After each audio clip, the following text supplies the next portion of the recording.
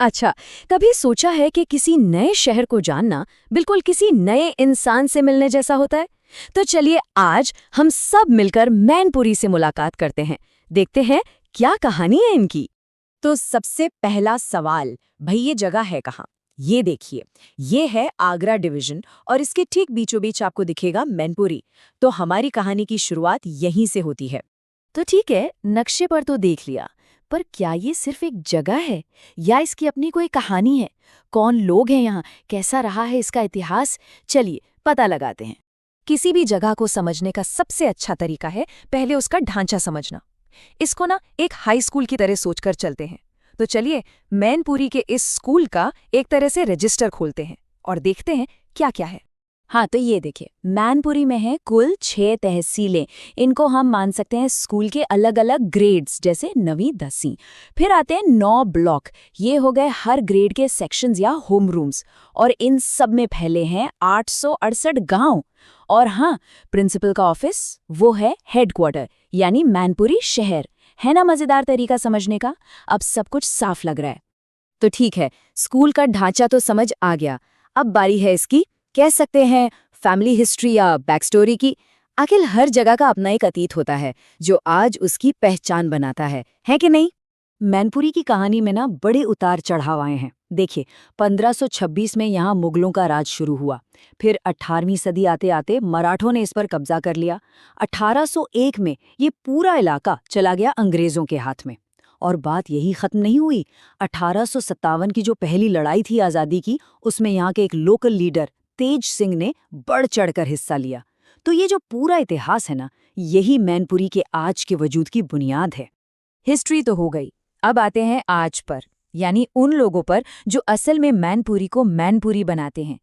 चलिए जरा आंकड़ों में झांक कर देखते हैं कि यहाँ का समुदाय कैसा है, कौन लोग रहते हैं। वाओ! सबसे पहले तो इस नंबर पर नजर डालिए, 18,68,529। ये सिर्फ एक नंबर नहीं है। सोचिए, ये इतने सारे लोगों का घर है, एक पूरा का पूरा समुदाय जो यहाँ अपनी जिंदगी जी रहा है। अब इस बड़ी आबादी को थोड़ा और तोड़कर देखते हैं। इसमें से करीब करीब 10 लाख पुरुष हैं और लगभग 9 लाख के आसपास महिलाएं। ये आंकड़े हमें बताते हैं कि इस समुदाय का ताना बाना कैसा बुना हुआ है। और ये एक बहुत ही जरूरी बात बताता है। देखिए, लगभग 85% आबादी गांव में रहती है। 85%। मतलब मैनपुरी का जो असली दिल है, उसकी आत्मा है, वो आज भी गांव में बसती है। यहाँ की जिंदगी, इकोनॉमी, कल्चर, सब कुछ जमीन से जुड़ा हुआ है। अच्छा, अब जरा पढ़ाई लिखाई की बात करते हैं। अगर हम लिटरेसी को एक तरह से ग्रेजुएशन रेट मान लें, तो मैनपुरी का ओवरऑल रेट है लगभग 76%, जो कि काफी अच्छा है। पर यहाँ एक और चीज देखने वाली है। पुरुषों में ये रेट 85% है और महिलाओं में सिर्फ 66%।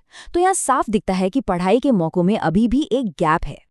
हर शहर की, हर जगह की अपनी एक खास पहचान होती है ना? कोई एक ऐसी चीज जो उसे सबसे अलग बनाती है।